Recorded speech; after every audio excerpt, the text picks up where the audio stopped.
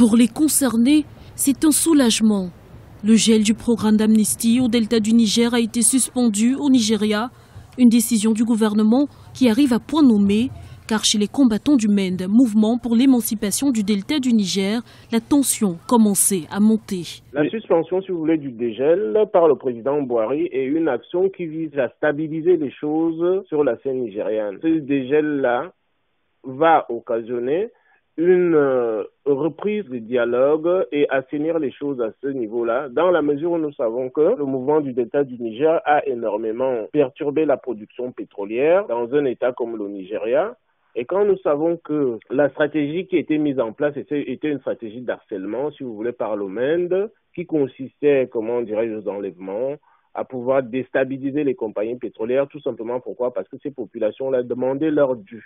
En perpétuant l'accord scellé entre le MEND et la République fédérale du Nigeria, le président Muhammadu Buhari s'évite donc un nouveau foyer de tension.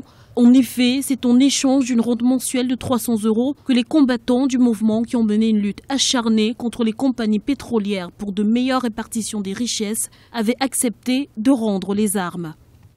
Donc il est relativement nécessaire pour le président Buhari, afin de stabiliser les choses et d'éviter en sorte que cette partie du Nigeria-là ne soit encore en proie, si vous voulez, à la déstabilisation, puisque vous avez le problème Boko Haram qui préoccupe énormément tous les États de la région et en premier lieu le Nigeria, qui est la source.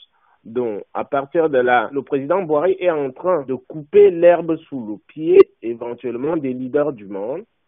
S'ils avaient une stratégie éventuellement de déstabilisation, il y a un désamorçage qui se fait par le biais de ce que le président Buhari a mis en place. Même si le président Buhari n'est pas de la région, il ne peut pas se permettre une seconde crise au Nigeria, dans la mesure où le Nigeria est déjà en proie avec la menace de Boko Haram, qui menace d'ailleurs toute la région. Je pense que le président Buhari est suffisamment prudent et pragmatique pour ne pas remettre en cause, si vous voulez, les accords qui avaient été mis en place.